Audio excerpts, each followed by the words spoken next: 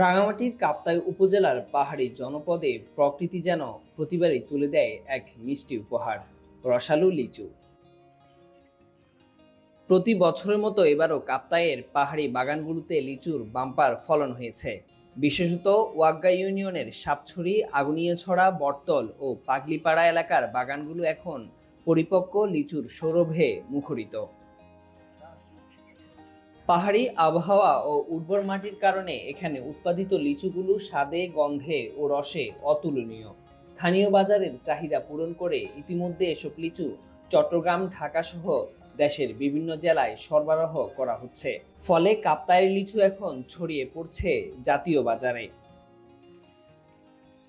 বাগানগুলোতে Bombay, কালীপুরি, China three ও দেশি জাতের লিচুর চাষ হয়ে থাকে।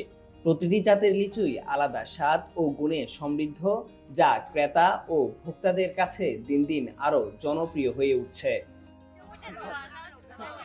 লিচু সংগ্রহের ব্যস্ততা এখন তুঙ্গে। স্থানীয় কৃষকরা সকাল থেকে সন্ধ্যা পর্যন্ত লিচু তুলছেন, সংরক্ষণ ও বাজারজাতকরণের কাজ চলছে জোরে সোরে। দূর দূরান্ত থেকে আসা পাইকার ক্রেতারাও এই লিচু সংগ্রহে বেশ উৎসাহী। দেশীয় লিচু, তারপর চাইনিজ লিচু, এবার ফলন অনেক ভালো হয়েছে।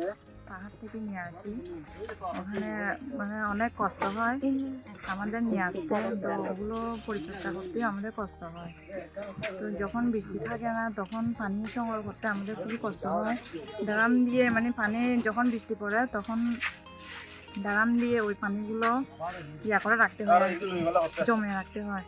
তো ওগুলো দিয়ে আমরা যখন একটু একটু বড় হবে লিচুগুলো তখন একটু করি আর কি, যাতে পোকামাকড় না পড়ে।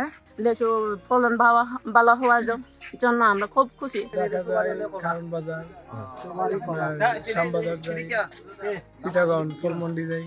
লিচু কিনতে আসা কয়েকজন পাইকার জানান, এটা আসলে সম্ভব হয়েছে গতানুগতিক আগে যেরকম ওই যে গাছগুলো থাকতো সে তখন সময়ে পরিচর্যা কম হতো, এই যে তখন একটা ওই লিচুর দামও কম ছিল, সেই কারণে অনেকে এইটারে ওই অযত্ন অবহেলা রাখতো।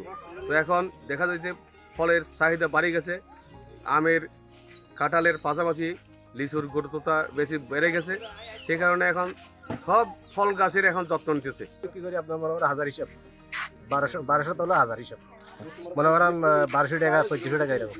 কাপ্তাইয়ের পাহাড়ি লিচুগুলোর স্বাদ ও গন্ধে অতুলনীয়। তাজা, রসালো ও মিষ্টি হওয়ায় এর কদর দিন দিন বেড়েই চলেছে। পুষ্টিগুণেও এগুলো অনেক সমৃদ্ধ, তাই ছোট বড় সবাই খুব পছন্দ করে।